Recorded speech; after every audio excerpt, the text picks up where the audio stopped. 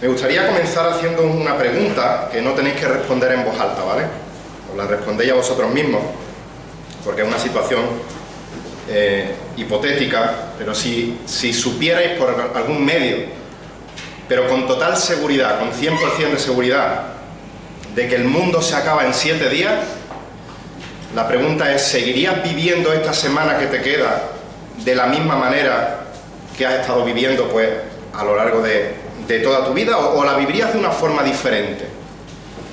Alguno podría decir, para una semana que me queda, y sobre todo empezando ahora los estudios universitarios, sabiendo que no tengo exámenes dentro de 2 semanas, ¿para qué voy a ir a estudiar?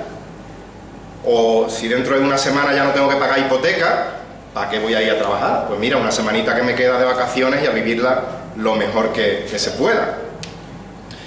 Pero ahora voy a modificar la pregunta un poco, sobre todo para aquellos que sois creyentes, aunque aquellos que no sois cristianos también podéis meditar en ello.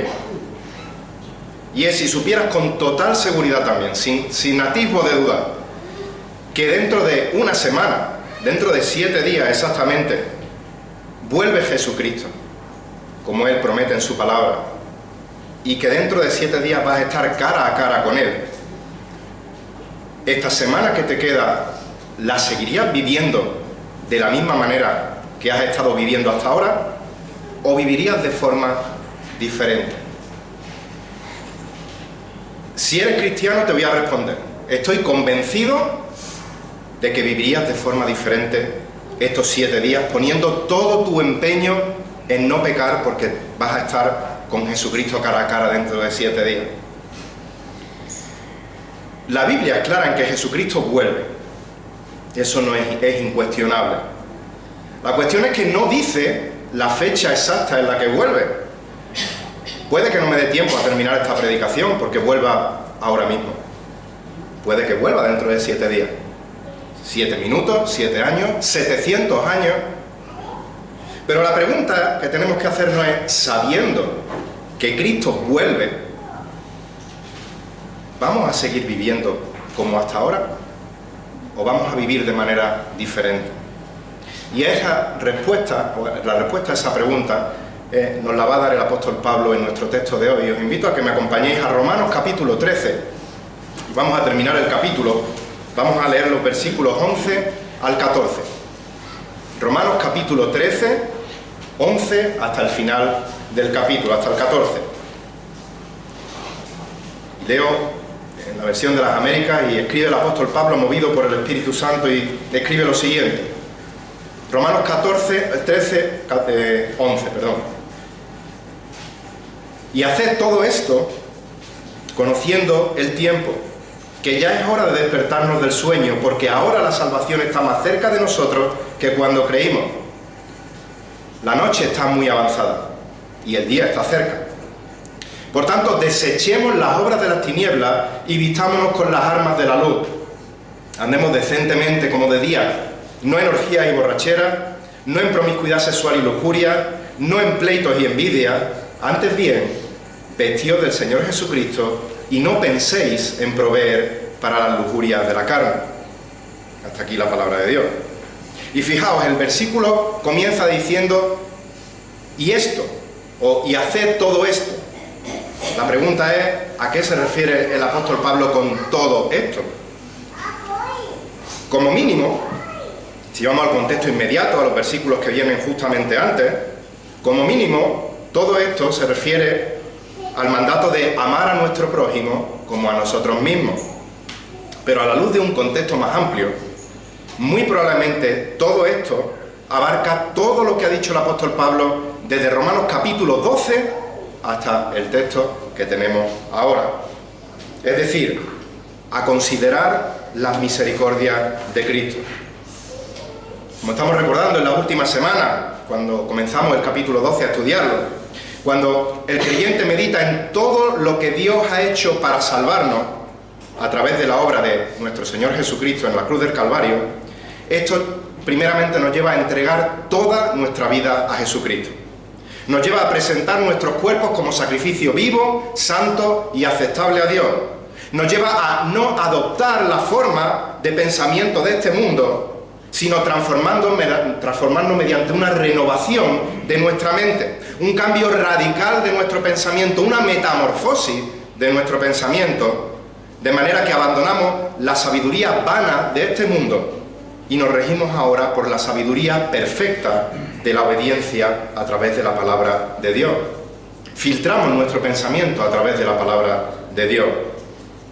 Y vimos que todo esto, esta transformación, esta nueva vida en Cristo, se demuestra visiblemente en una serie de frutos. El creyente genuino mostraba un comportamiento correcto, tanto con los hermanos en la fe, como con los incrédulos, y aún con nuestros enemigos.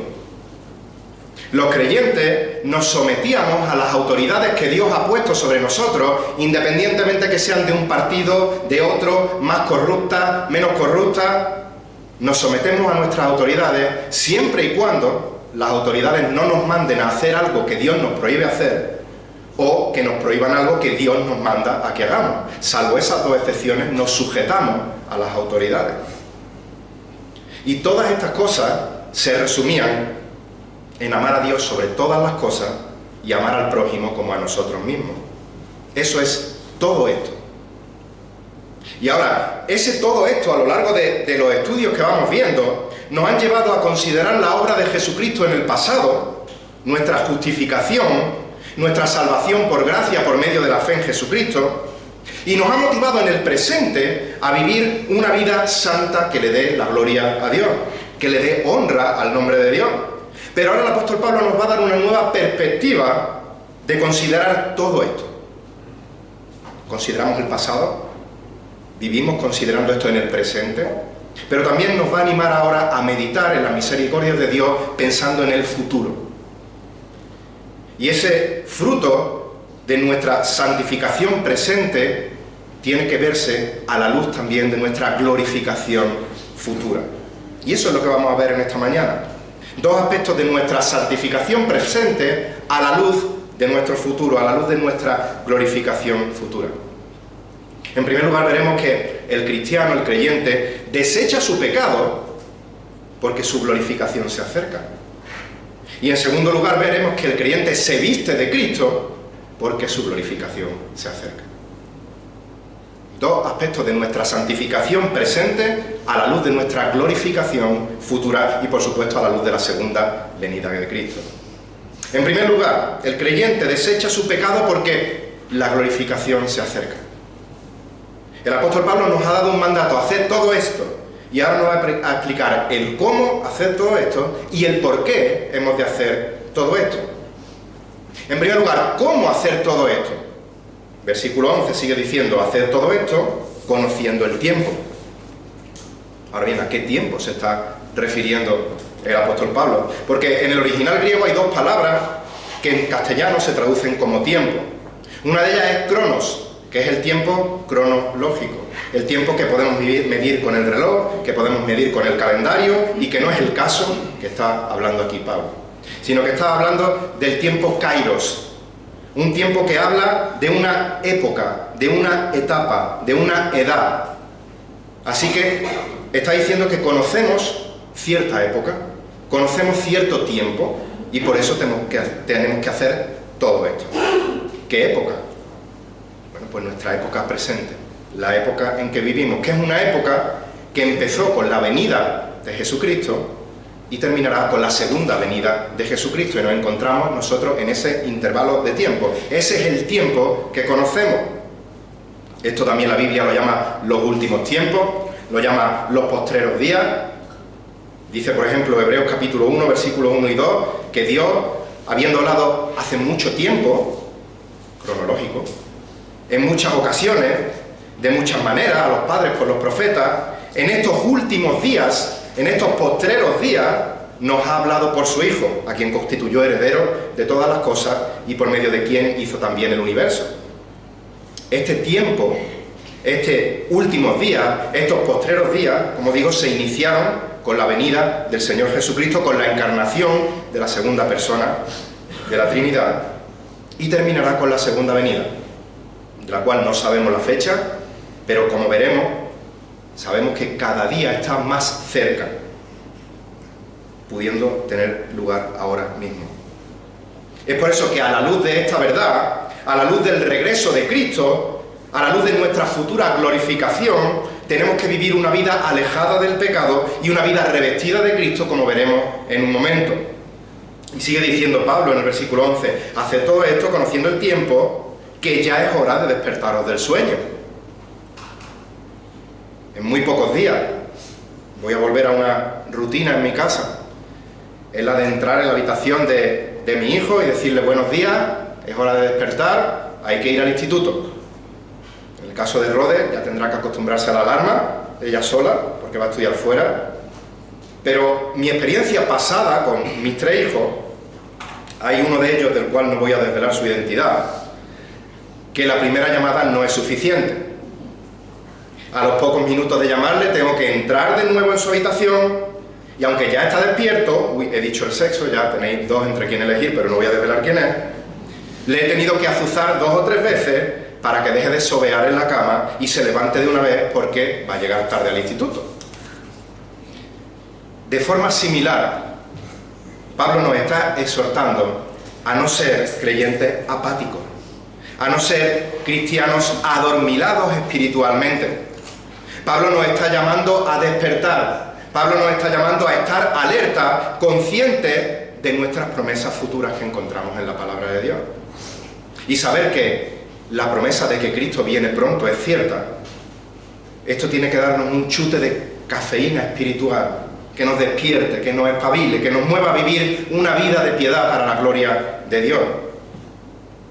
Y después de que Pablo nos explica el cómo hemos de cumplir el mandato, el cómo tenemos que hacer todo esto, a continuación nos va a decir el por qué. ¿Por qué hemos de hacer todo esto? Sigue diciendo el versículo 11.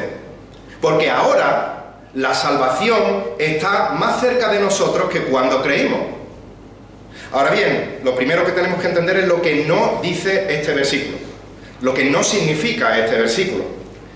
Que la salvación esté más cerca ahora de que cuando creímos no significa que en el momento en que confesamos a Jesucristo como Señor y Salvador de nuestra vida y nos salvó, pues fuimos parcialmente salvos.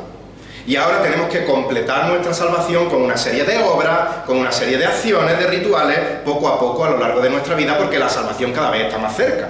Eso no significa este texto. Cuando creímos, fuimos completamente salvados por gracia, por medio de la fe en Jesucristo. Fuimos completamente justificados delante de Dios.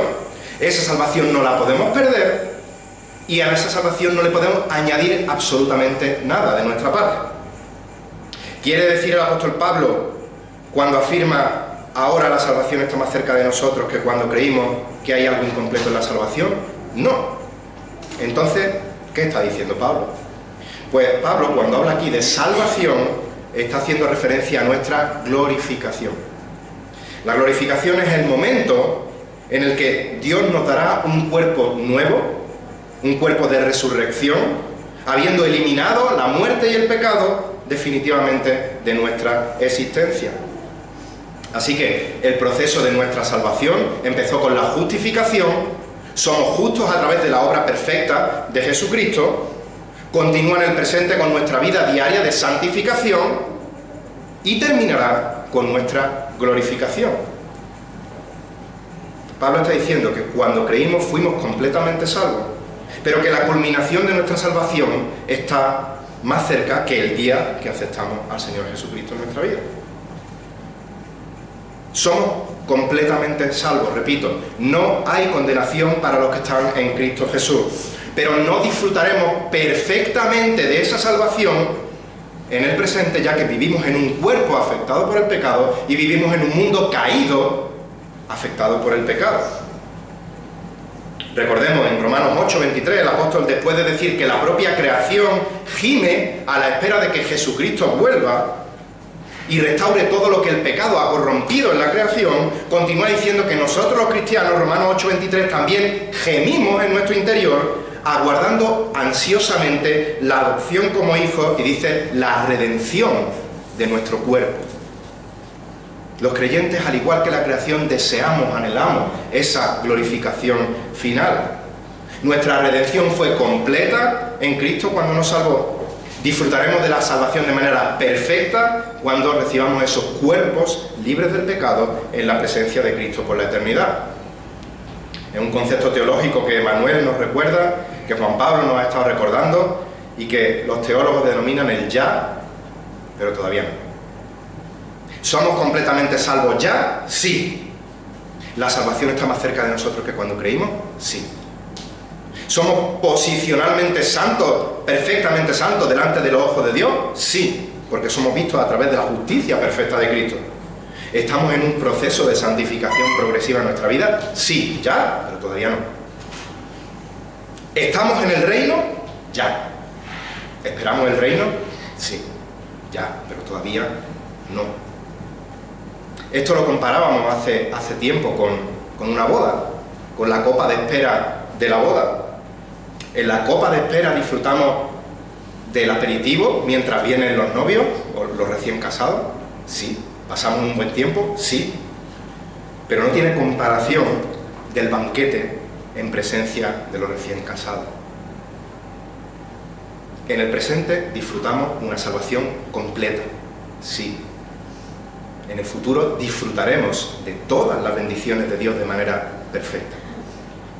Vivimos en este mundo con la certeza del que comenzó en nosotros la buena obra, la perfeccionará hasta el día de Cristo Jesús, Filipenses 1:6.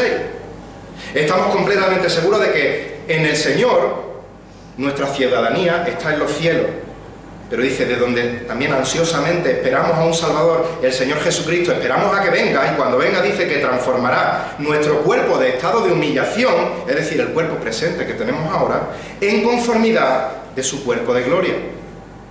Filipenses 3, 20 y 21.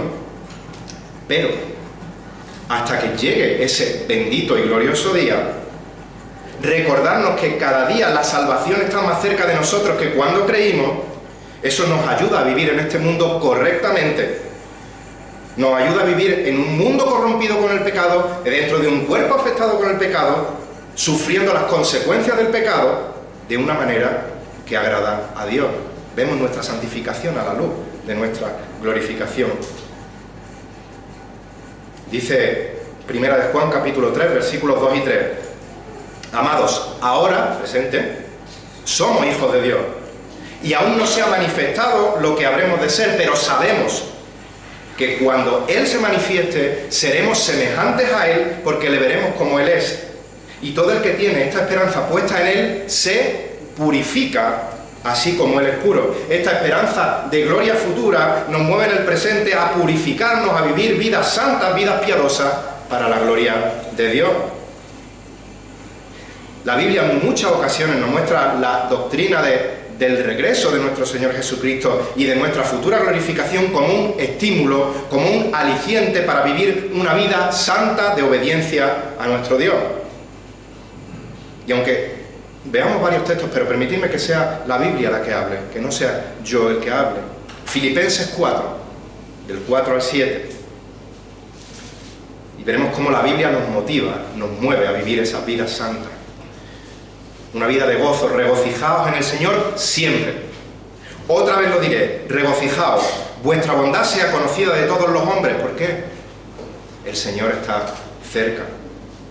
Y como sabemos que el Señor está cerca, por nada estéis afanosos. Antes bien, en todo, mediante oración y súplica y con acción de gracia, sean dadas a conocer vuestras peticiones delante de Dios. Y la paz de Dios, sabiendo que el Señor está cerca, que sobrepasa todo entendimiento, guardará vuestros corazones y vuestras mentes en Cristo Jesús. Primera de Tesalonicenses, capítulo 1, un texto un poco más largo, versículos 1 al 11. Primera de Tesalonicenses 5, 1. Ahora bien, hermanos, con respecto a los tiempos y las épocas, no tenéis necesidad de que se os escriba nada, pues vosotros mismos sabéis perfectamente que el día del Señor vendrá así como un ladrón en la noche, que cuando estén diciendo paz y seguridad, entonces la destrucción vendrá sobre ellos repentinamente, como dolores de parto de una mujer que está encinta y no escaparán. No sabemos el tiempo en el que va a venir el Señor Jesucristo. Mas vosotros, hermanos, no estáis en tinieblas para que el día os sorprenda como ladrón. Porque todos vosotros sois hijos de la luz e hijos del día. Veremos esto más adelante en un momento. No somos de la noche ni de las tinieblas, por tanto, no durmamos como los demás, sino estemos alertas y seamos sobrios. Porque los que duermen de noche duermen, y los que se emborrachan de noche se emborrachan. Pero puesto que nosotros somos del día, seamos sobrios, habiéndonos puesto la coraza de la fe y del amor, y por yelmo la esperanza de la salvación. Porque no nos ha destinado Dios para ira, sino para obtener salvación por medio de nuestro Señor Jesucristo, que murió por nosotros, para que ya sea que estemos despiertos o dormidos, vivamos juntamente con Él. Por tanto, ¿qué nos anima esta certeza de futuro? Alentaos los unos a los otros y edificaos el uno al otro, tal como estáis haciendo. Versículo 23. Y que el mismo Dios de paz os santifique por completo y que todo vuestro ser, espíritu, alma y cuerpo, sea preservado irreprensible para la venida del Señor Jesucristo, de nuestro Señor Jesucristo. Tito, capítulo 2. Versículos 11 al 13. Tito 2:11 dice lo siguiente: porque la gracia de Dios se ha manifestado, trayendo salvación a todos los hombres, enseñándonos que negando la impiedad y los deseos mundanos, vivamos en este mundo sobria, justa y piadosamente, y aquí viene el motivo, aguardando la esperanza bienaventurada y la manifestación de la gloria de nuestro gran Dios y Salvador Cristo Jesús. Hebreos 10, 24 y 25. Y los que estáis tomando nota, me perdonáis si me acelero. Hebreos 10, 24 y 25. Y consideremos cómo estimularnos unos a otros al amor y a las buenas obras, no dejando de congregarnos como algunos tienen por costumbre, sino exhortándonos los unos a los otros, y mucho más al ver que el día se acerca. Santiago 5, 7 y 8. Por tanto, hermanos, sed pacientes hasta la venida del Señor. Mirad cómo el labrador espera el fruto precioso de la tierra, siendo paciente en ello hasta que recibe la lluvia temprana y tardía. Sed vosotros también pacientes. Fortaleced vuestros corazones. ¿Por qué? Lo dice Santiago, porque la venida del Señor está cerca. Un último texto, primera de Pedro. No el último, sino un último, hay muchos más. 4, 7 y 8. Mas el fin de todas las cosas se acerca. Sed pues prudentes y de espíritu sobrio para la oración. Sobre todo sed fervientes en vuestro amor los unos por los otros, pues el amor cubre multitud de pecados. ¿Por qué tenemos que hacer todo esto? Porque el fin de todas las cosas se acerca. Recordarnos día a día que la glorificación está más cerca de nosotros que cuando creímos, nos va a ayudar a crecer espiritualmente. Nos va a ayudar a madurar en nuestra vida de santificación. Nos va a ejercitar a ser más sensibles ante la fealdad del pecado. Nos va a despertar de nuestra apatía a la hora de estudiar la palabra de Dios, a la hora de orar sin cesar. Recordar nuestra esperanza de gloria nos hará despertar de nuestro letargo para correr hacia la meta de ser como nuestro Señor y Salvador Jesucristo. ¿Por qué? Porque nuestra glorificación está más cerca que cuando creímos. Versículo 12. La noche está muy avanzada y el día se acerca. Pablo sigue reforzando su argumento. Vivimos en un mundo que es comparado con la noche, un mundo que está en tinieblas, un mundo que está con una ceguera espiritual. Pero de la misma manera que cuando pasan las horas de la noche y llega un momento en que en el horizonte empieza a clarear y sabemos que eso significa que el día va a comenzar de nuevo, dice Pablo que la noche está muy avanzada. Los últimos tiempos están muy avanzados. Los postreros tiempos están muy avanzados. El momento de nuestro Señor Jesucristo está cada vez más cerca. Pregunto, ¿será antes de terminar este culto? Puede ser. ¿Será esta noche? Puede ser. ¿Será el año que viene? ¿Será dentro de otros 2000 años? No lo sabemos. Pero cada segundo que pasa, se acerca más la venida de nuestro Señor Jesucristo y el establecimiento de su reino. ¿Y qué tenemos que hacer frente a esa preciosa verdad de nuestro pronto encuentro con Jesucristo? Pues Pablo nos da dos mandatos, uno negativo, algo que no hay que hacer, y uno positivo, algo que sí hay que hacer. Por un lado, negativo, desechar las obras de las tinieblas, no hay que hacer las obras de las tinieblas. Por otro lado, vestirnos con la arma de la luz. En definitiva, lo que Pablo está diciendo es: vive de una manera acorde a tu posición en Cristo. Versículo 12 sigue diciendo: desechemos las obras de las tinieblas. Tenemos que desechar, tenemos que despojarnos, tenemos que arrojar fuera de nosotros las obras de las tinieblas. ¿Y qué son las obras de las tinieblas? Todo pecado. Todo pecado. Pablo nos va a dar una lista de 6 pecados, que no es una lista exhaustiva, hay muchísimos más, por desgracia, pero sí es representativa de los pecados en los que podemos caer, o en los que podemos ser tentados. Pero es curioso porque también denominar estos pecados como obras de las tinieblas, por un lado sabemos que es porque provienen del príncipe de las tinieblas, provienen del diablo, pero también muchos pecados, no todos, pero muchos pecados se cometen en la oscuridad, se cometen en la privacidad, se cometen cuando nadie me ve. Dice Job 24, versículos 15 al 17, el ojo del adúltero espera al anochecer diciendo: ningún ojo me verá, y disfraza su rostro. En la oscuridad minan las casas y de día se encierran, no conocen la luz, porque para él la mañana es como densa oscuridad, pues está acostumbrado a los terrores de la densa oscuridad. Este es el razonamiento muchas veces del pecador cuando piensa en pecar.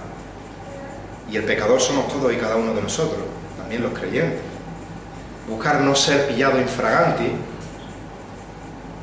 pero tenemos que ser conscientes de que Dios es omnisciente, Dios lo sabe todo, de que Dios es omnipresente, Dios está en todos lados y siempre ve lo que hacemos, por mucho que trates de ocultarlo. Como muestra de estas obras de las tinieblas que Pablo nos manda a desechar, los hace en pares de pecados. Dice, en primer lugar, orgía y borrachera. Lo vamos a ver muy brevemente, pero para entenderlo mejor. Reina Valera traduce la primera palabra como glotonerías. La Biblia de las Américas lo traduce como orgías. Y el término griego original va mucho más allá de la gula, de la glotonería. Tiene un sentido mucho más fuerte que el hecho de comer en exceso. Por eso la Biblia de las Américas lo traduce como orgía, que no se refiere únicamente al pecado sexual, sino que esta palabra en el original tiene la connotación de una celebración en la cual los participantes se entregan al desenfreno. Ese desenfreno puede ser comiendo desmedidamente, bebiendo desmedidamente y, en definitiva, permitiéndose todas las pasiones desenfrenadas que se le pongan por medio. Y luego sigue diciendo, y tampoco en borracheras. Aquí sí hace referencia explícita al pecado de emborracharse, de embriagarse. Otro par de obras de las tinieblas dice: no en promiscuidad sexual y lujuria, dos pecados que van también de la mano. Este término promiscuidad sexual proviene, hoy me atrevo con el griego, pero porque son cosas fáciles de pronunciar, no porque yo sepa griego, pero es un término que os va a sonar mucho, coité, del cual viene nuestra palabra en el castellano coito. En su origen hacía referencia a cama o dormitorio, pero con el tiempo fue dándole el uso de tener relaciones en esa cama, en ese dormitorio. Y no tiene por qué tener una connotación negativa cuando vemos en la Biblia esta palabra. El contexto es el que nos da si es algo negativo, si es algo positivo. Dice Hebreos 13:4, sea el matrimonio honroso en todos y el lecho, el coité matrimonial, sin mancilla. Aquí está hablando como algo positivo, algo honroso. A la luz de las Escrituras vemos que el sexo es un regalo de Dios para el hombre y para la mujer, no solo para que procreen, que es una bendición, sino para que lo disfruten. Pero Dios ha establecido que una relación tan íntima ha de ser practicada entre un hombre y una mujer solo en el contexto del matrimonio. Cuando esto es así, las relaciones sexuales entre el marido y la mujer, dice Dios, que son algo honroso, algo sin mancilla, algo limpio delante de Dios. Pero en el contexto de Romanos, esta palabra hace referencia a promiscuidad sexual, a la práctica del sexo fuera del matrimonio, y esto es algo pecaminoso. Por eso el texto de Hebreos que hemos leído antes, dice la segunda mitad, Hebreos 13:4, sigue diciendo, porque a los inmorales y a los adúlteros los juzgará Dios. Por su parte, el término lujuria significa exceso desvergonzado y sin moderación, y en el contexto de este texto se refiere a excesos sexuales desvergonzados y sin moderación. Así que podemos concluir que el sexo es un regalo de Dios para nuestro disfrute, y que toda práctica sexual que vaya en contra del diseño de Dios para el sexo es una práctica pecaminosa, es una obra de las tinieblas. Pablo termina esta lista de pecados con otro par: no en pleitos y envidia, no en contiendas y envidia. Los pleitos, las contiendas tienen que ver con las riñas, con los enfados, con la enemistad, con la búsqueda consciente de conflictos, y suele ser producto del orgullo y de la soberbia. Por su parte, la envidia tiene que ver con la falta de contentamiento y el deseo de tener lo que el otro posee porque yo no lo tengo. Y puede ser que cuando leemos esto, pues leemos orgía, borrachera, promiscuidad sexual, lascivia, eso es muy aberrante. Pleito y envidia, bueno, eso se ve menos. Pero están igualmente en la lista de obras de las tinieblas. Gálatas 5, 19 al 21 los define como obras de la carne.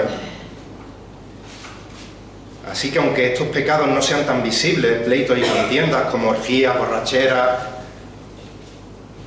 cuidado.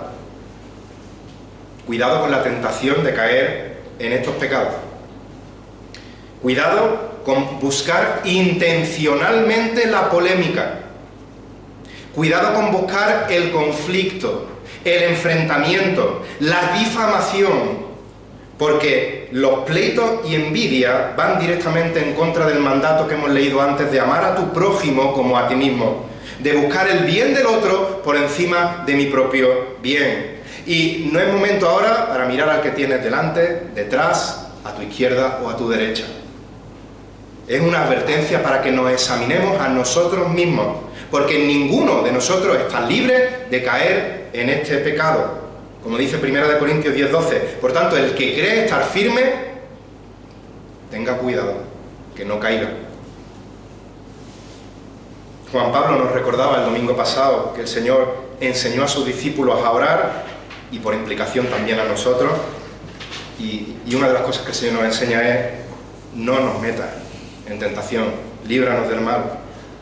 Y esta oración lo que nos tiene que recordar es que somos débiles. Nos tiene que recordar lo fácil que es caer en la tentación si no estamos alerta, si no estamos en dependencia del Espíritu Santo, si no estamos bajo la guía de la palabra de Dios. Ahora bien, ¿cómo desecho las tinieblas? ¿Cómo evito caer en tentación? Pues Pablo dice: mira, no es bastante con no hacerlo. No es bastante con no desechar las obras de las tinieblas. No es suficiente con deja de practicar el pecado. ¿Por qué? Porque si te quedas ahí vas a volver a caer. Así que sigue diciendo: desecha las obras de las tinieblas, pero te tienes que vestir con las armas de la luz. Y Pablo usa conscientemente la palabra armas porque estamos inmersos en una batalla espiritual. El creyente está inmerso en una guerra diaria contra el pecado. Y Dios nos ha provisto de las armas de la luz para defendernos de los ataques del enemigo, para defendernos del pecado. Otro texto que conocéis muy bien, pero que vamos a leer, Efesios 6, del 11 al 17. Efesios capítulo 6, versículos 11 al 17. El apóstol Pablo nos exhorta a lo siguiente: vestíos de toda la armadura de Dios para que podáis estar firmes contra las asechanzas del diablo. Porque no tenemos lucha contra sangre ni carne, estoy leyendo en la Reina Valera, sino contra principados, contra potestades, contra los gobernadores de las tinieblas de este siglo, contra huestes espirituales de maldad en las regiones celestes. Por tanto, tomad toda la armadura de Dios para que podáis resistir en el día malo Y habiendo acabado todo, estar firmes.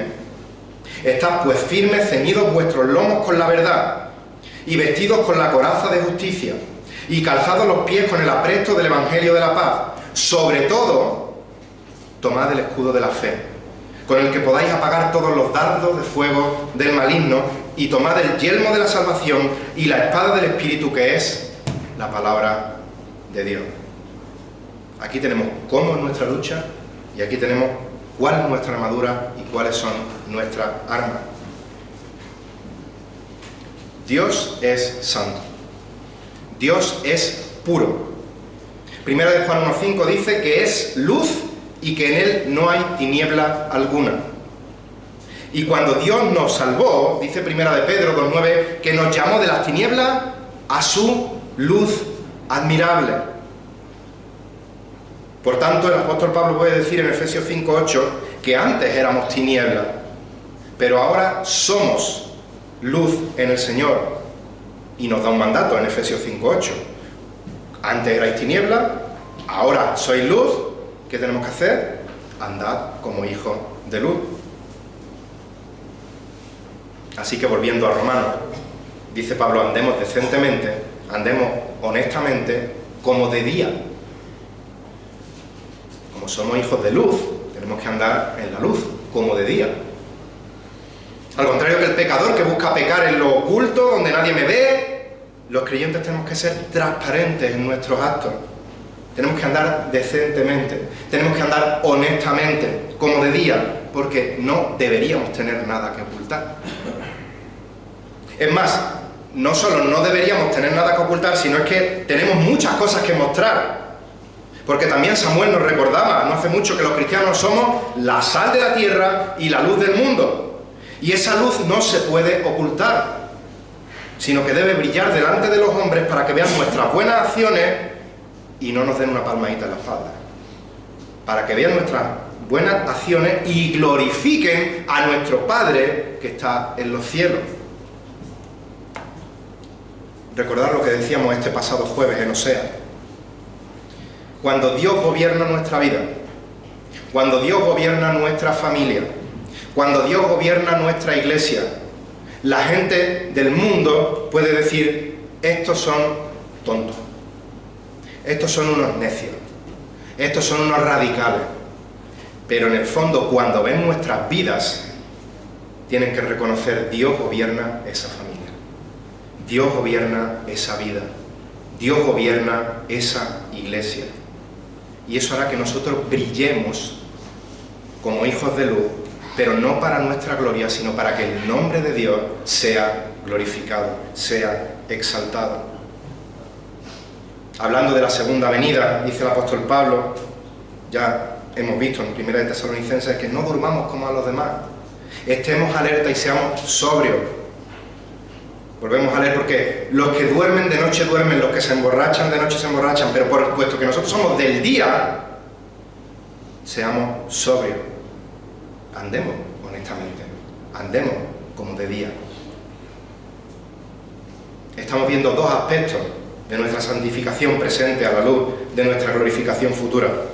El primero ha sido más largo, el segundo es bastante más corto. En primer lugar, hemos visto que el creyente desecha su pecado porque su glorificación se acerca.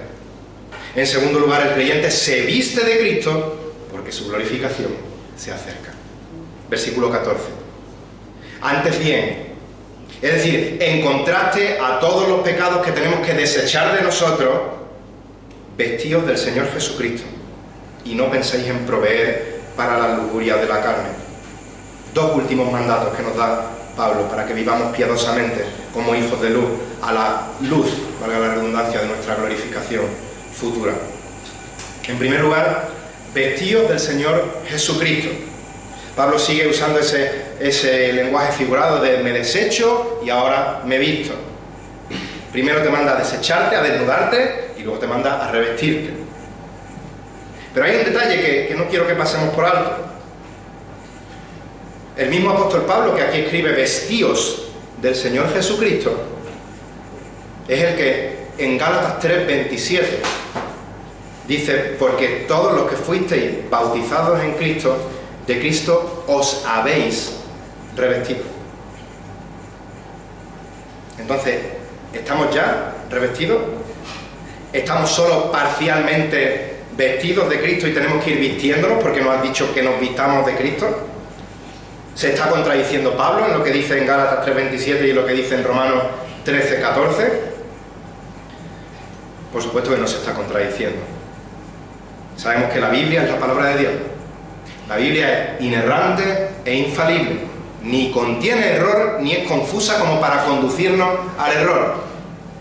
Así que la respuesta a la pregunta es: ¿ya estamos vestidos de Cristo? Sí. ¿Tenemos que vestirnos de Cristo?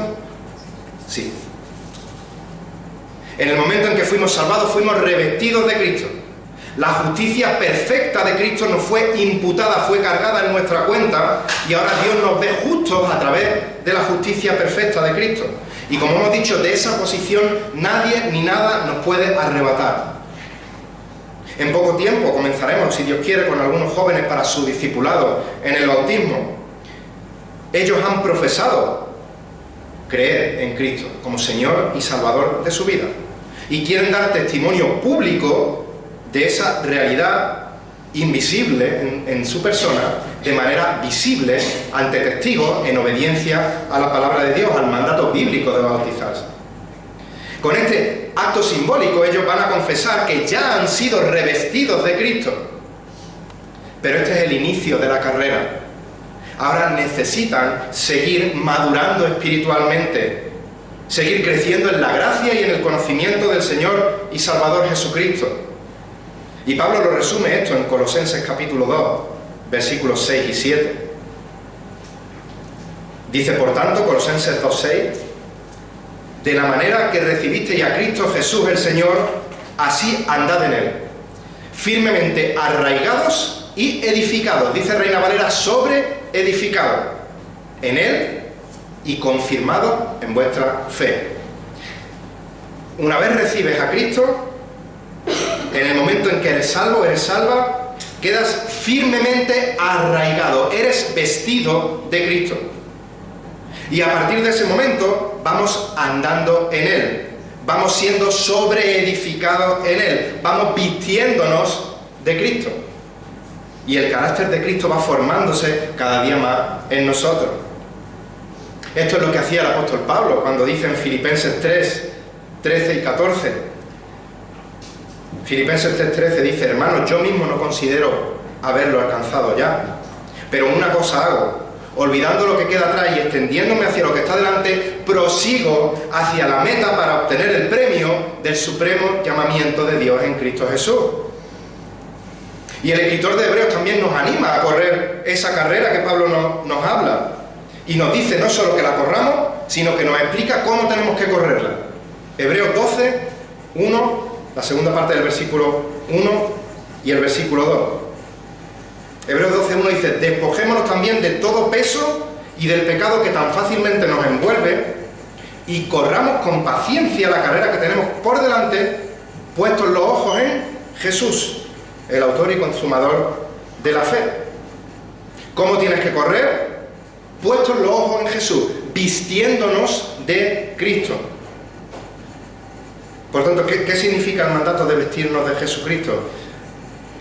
Piensa como Cristo piensa y actúa en consecuencia. Piensa como Cristo piensa y actúa en consecuencia. Y vive tu vida de santificación progresiva a la luz de cómo Cristo piensa, de cómo Cristo es. Y Pablo nos da un último mandato con el que cerramos este capítulo. Y no penséis en proveer para las lujurias de la carne. Esta palabra proveer en el griego tiene un significado implícito de premeditación, de un plan elaborado. Pablo está diciendo, no hagáis planes, no planifiquéis para satisfacer las lujurias de la carne. Como sabéis, y si no lo sabéis yo lo digo, la tentación no es pecado. La tentación en sí no es pecado. Pecado es cuando caemos en la tentación. De manera que cuando la tentación se presenta delante de nosotros, si no la desechamos al momento y de raíz, comenzaremos a pensar en ella. nuestro corazón empezará a maquinar cómo satisfacerla. ¿Qué hago para que no me pillen? Si me pillan, ¿qué excusa pongo para que parezca que es otra cosa? Y al final caemos. Así que, cuando tú pecas, cuando yo peco, siempre lo hago con premeditación y alevosía. No es que he caído sin querer en el pecado. No hay excusa para satisfacer las lujurias de la carne. Y carne aquí no se refiere a nuestro cuerpo físico únicamente, sino que se refiere al residuo pecaminoso que aún queda en nuestros cuerpos. ¿Por qué? Porque aún no hemos sido glorificados, no tenemos ese cuerpo perfecto en el cual ya no habrá pecado. Y que nos lleva a pecar no solo físicamente, sino también con nuestro pensamiento. ¿Cómo puedo evitar, entonces, pensar en satisfacer los deseos de la carne? Gálatas 5:16. Andar el Espíritu, anda por el Espíritu o en el Espíritu, y no satisfará los deseos de la carne. ¿Y cómo ando en el Espíritu? Porque aquí no está hablando Pablo de una experiencia mística en el que se te abre el cielo y el Espíritu te dice, no. Colosenses 3:16. Cuando la palabra de Cristo habita, mora en abundancia en nosotros. De ahí la necesidad de ser diligentes en la lectura, en el estudio diario, constante de la palabra de Dios. De ahí la necesidad de orar sin cesar. De ahí la insistencia en la importancia del conocimiento de las Escrituras, porque sólo así podrás pensar y actuar como Cristo. Porque sólo así podrás revestirte de Cristo y de esta manera no proveer para las lujurias de la carne. Escuchaba hace no mucho a un pastor decirle a su congregación, y cito no textualmente, pero más o menos la idea es esta. Él le decía, si os digo, pensad rápidamente en la primera palabra que se viene a tu mente cuando escuchas la palabra santidad. Y empezaron a decirle, pureza, correcto. Obediencia, correcto.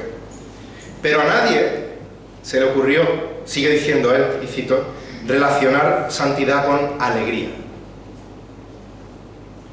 Sin embargo, dice él, el Salmo 19:8 dice, los preceptos del Señor son rectos que alegran el corazón. Jesús dijo, Juan 15:11, estas cosas os he hablado para que mi gozo esté en vosotros y vuestro gozo sea perfecto. Santidad es sinónimo también de alegría. Y hasta aquí hablaba este hermano. Y es que cuanto más conocemos la palabra de Dios, más fácil es resistir a caer en la tentación del pecado, no porque ahora conozco más normas, esto sí y esto no. Es porque mientras más leo, mientras más estudio la palabra, más veo con claridad la gloria de Cristo, la majestad de Cristo, la hermosura de Cristo, el deleite de estar en Cristo. Y eso hace que el atractivo del pecado desaparezca. Ante la majestad, ante la luz de Cristo, el brillo del pecado se apaga de manera radical. Eso hace que desaparezca el deseo de proveer para la lujuria de la carne. ¿Por qué? Porque acabas de descubrir un tesoro infinitamente más valioso que el pecado que te esté atrayendo. Si estás en esta mañana todavía sin Cristo, no es que estés dormido, como nos exhorta el apóstol a que despertemos y tengas que despertar. Es que por causa de tu pecado estás espiritualmente muerto. Y necesitas que Dios te dé vida espiritual. Necesitas que Dios regenere tu corazón. Porque si mueres físicamente en esa condición de muerte espiritual, tu destino eterno es la condenación en el infierno como castigo por tu pecado. Pero ahí viene la buena noticia del Evangelio. Si vienes a Cristo arrepentido de tus pecados, si pones tu fe en Él y le confiesas como Señor, como Salvador de tu vida, Él promete perdonar todos tus pecados inmediatamente.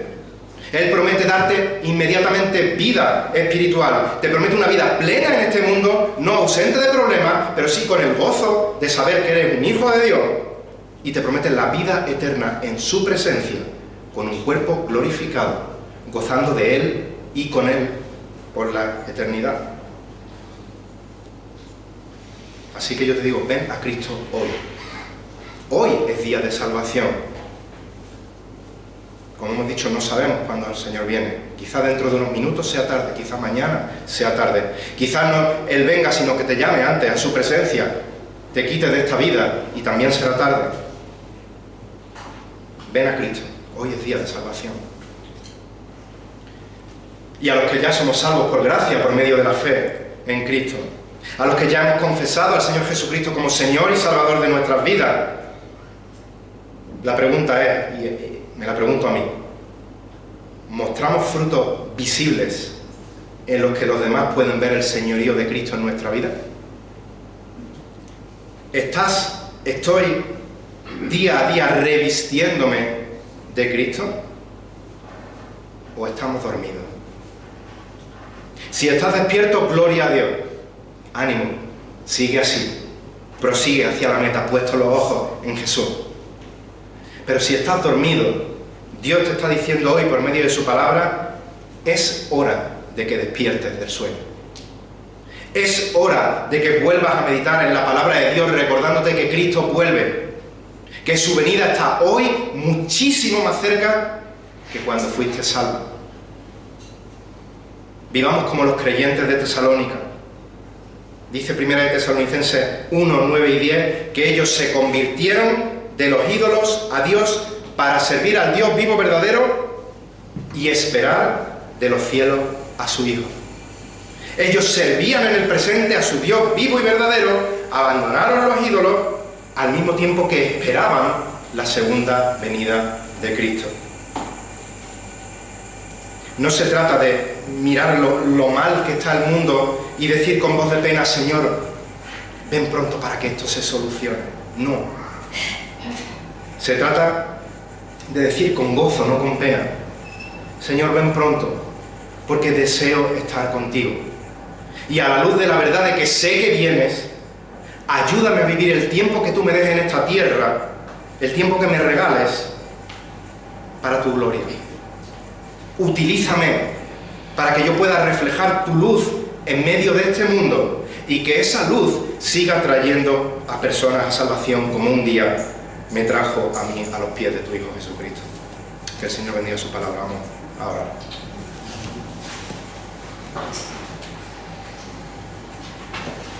Señor, te damos muchas gracias por la claridad con la que tú te revelas en tu palabra, Señor. Gracias por el amor tan inmenso que vemos derrochado en cada página de la Escritura, Señor.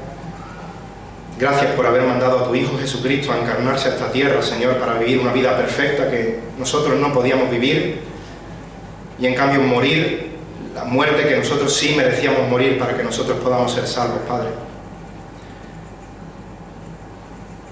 Que tu Santo Espíritu se mueva con poder a través de tu palabra en los corazones de los presentes y de los que escuchan este mensaje, y que, si es tu voluntad, regenere los corazones espiritualmente muertos de aquellos que aún no tienen a tu Hijo como Señor y Salvador, y los traigas a salvación, Señor. Y a los que nos has salvado, Padre, perdón por estar adormilados en situaciones, y hablo en primera persona. Perdón por la apatía espiritual, perdón por el agobiarme con los afanes de este mundo, Señor. Ayúdame y ayúdanos a despertar del sueño, Señor, porque tus promesas son ciertas, Señor, y la realidad de que tu Hijo viene y de que un día estaremos contigo es una preciosa realidad que nos tiene que hacer vivir en esta vida presente agradecidos a tu persona, Señor, y buscando tu voluntad, Señor, en todo momento. Ayúdanos a ser diligentes en el estudio de tu palabra. Ayúdanos a ser humildes, en ser corregidos en cada cosa en la que tu palabra nos diga, por ahí no, eso no está bien. Ayúdanos a no ser orgullosos, a no ser soberbios, y que cuando nos uses según tu voluntad nos ayudes a no pretender tener ningún mérito de nuestra parte, sino que todo lo que hagamos lo hagamos para tu gloria. Esto oramos en el nombre y por los méritos de tu Hijo Jesucristo. Amén.